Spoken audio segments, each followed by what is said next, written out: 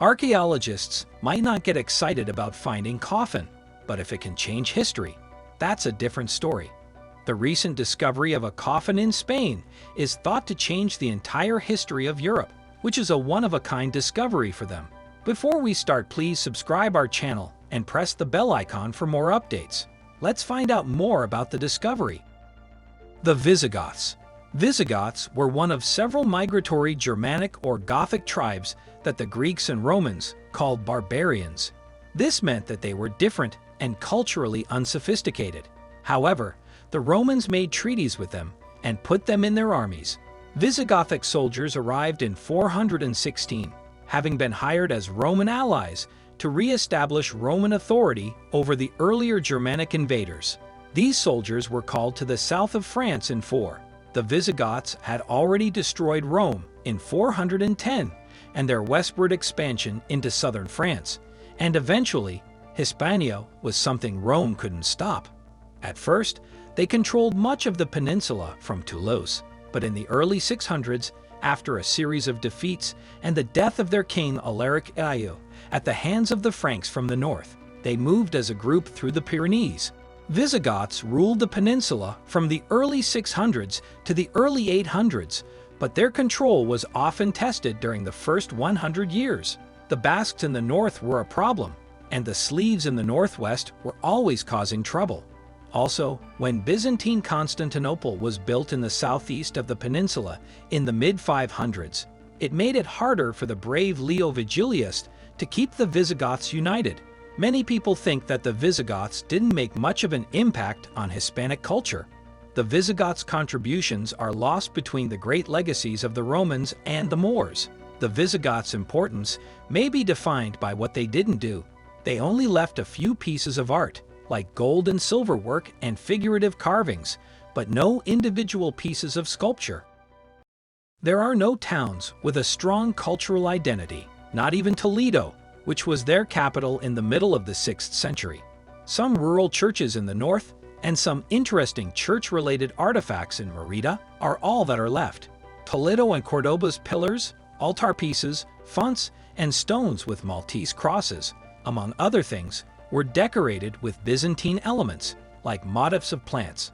The Visigoths adopted Arianism, a heretical Christian doctrine that denied the Trinity and was taught by a Greek-born theologian named Arius.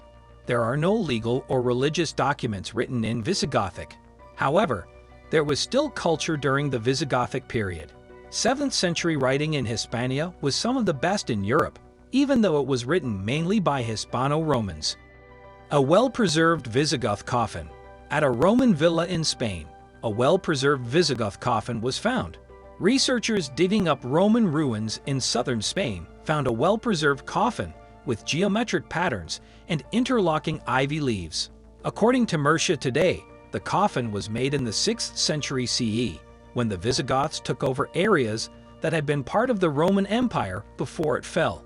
Archaeologists from the University of Murcia found the 6.5-foot-long coffin during a summer dig at Los Villaricos and a large agricultural settlement started by the Romans in the 1st century CE. According to Heritage Daily, the coffin was buried at a Roman villa that the Visigoths used after the Romans left it empty in the 5th century CE. The central patio area of the structure was used as a cemetery by the Germanic conquerors. With the coffin, the team also discovered a cherub symbol carved on the top of the coffin. According to Philip Kozlowski, for Elatia, the monogram, also known as the Christogram, combines the first 2 letters of the Greek word for Christ, chi, and rho.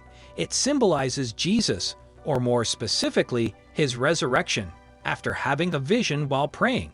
The Chiro symbol is said to have been used by Roman Emperor Constantine as a military standard.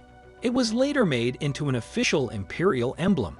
The monogram could also be found in many early Christian works of art. Archaeologists excavated 3 stages.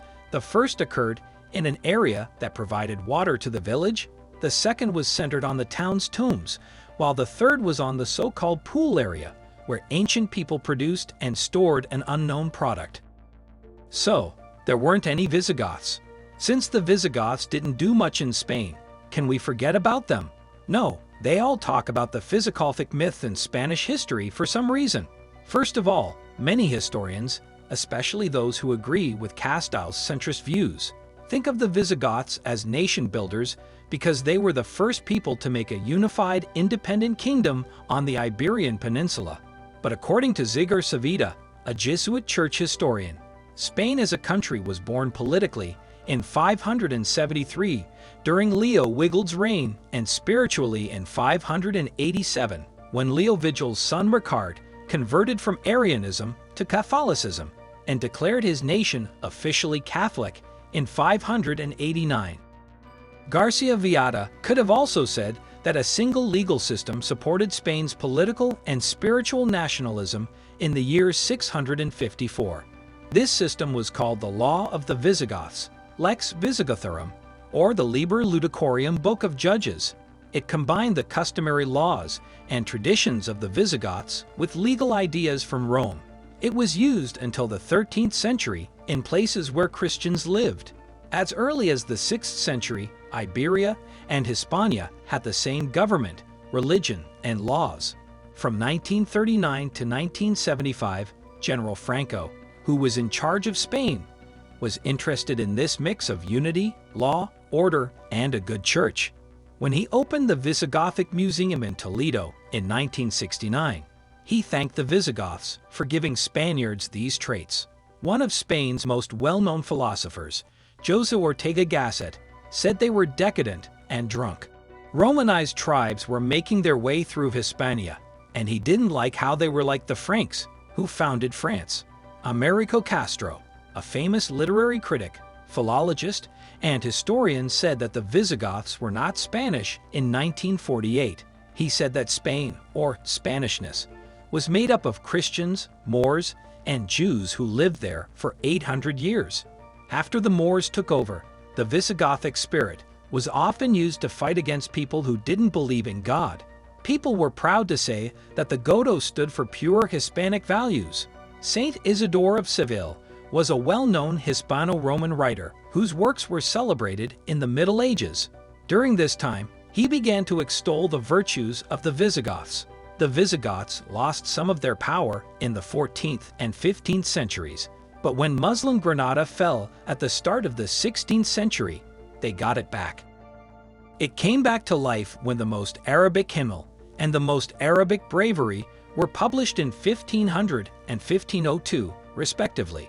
Both books showed that the Visigothic Church before Islam was still strong. During the 16th and 17th centuries, the term de los Godos was used to describe anyone who claimed to have a lineage that went back to when people were pure. Share your thoughts on the video in comment section. If you liked the video, then hit the like button and share it. Don't forget to check out our channel, subscribe it. Thanks for watching.